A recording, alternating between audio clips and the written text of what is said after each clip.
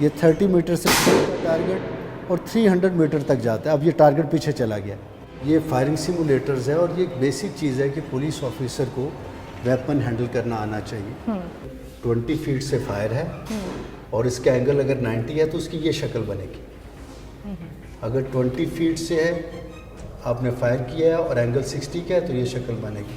اس کا فائدہ یہ ہوتا ہے کہ جو ہی وہ آئی او ایک سرفیس کو دیکھتا ہے وہاں اس کو وہ مارک نظر آتا ہے وہ فائر کا, تو اس کو اندازہ ہو جاتا ہے یہ کس ڈائریکشن سے فائر کیا ہوگا, کس ویپن سے یہ فائر ہو سکتا ہے.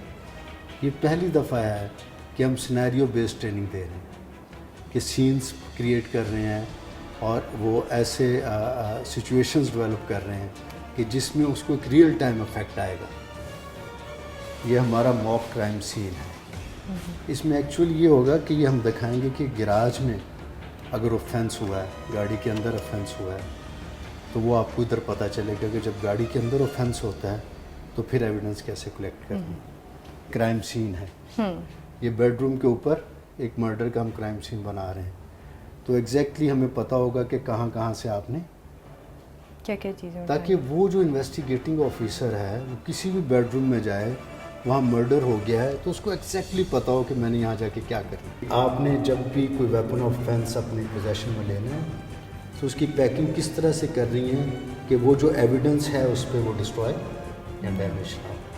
یہاں ان کو سکھایا جائے گا کہ آپ نے فنگر پرنٹ کیسے لفٹ کرنے ہیں, آپ نے گن شاٹ ریزیڈیو کیسے لفٹ کرنا ہے, آپ نے ڈی این اے کیسے لفٹ کرنا ہے, آپ نے اگر فٹ پرنٹس ہیں وہ کیسے لفٹ کرنے ہیں, اگر کوئی گاڑی کے ٹائر کے آپ کے مارکس ہیں وہ کیسے لفٹ کرنے ہیں, جو آپ کے بلسٹک مارکس ہیں اس کو آپ نے کیسے وہ سارا ریڈ کرنا ہے. ایٹ ٹائمس آپ کو کرمنلس کو چیز کرنا پڑتا ہے.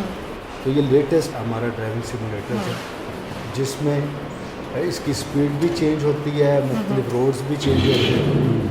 انویسٹیگیٹنگ آفیسر نے اگر اپنی ساری انویسٹیگیشن مکمل کر لی ہے تو فائنلی اس کو ایویڈنس کے لیے کورٹ آف لاء میں جانا ہے. تو ہم اس کو یہ بتائیں گے بھئی آپ نے وہاں کھڑے کیسے ہونا ہے, کیسے بات کرنی ہے, اپنی جو اسٹیٹمنٹ ہے کیسے ریکارڈ کرنی ہے.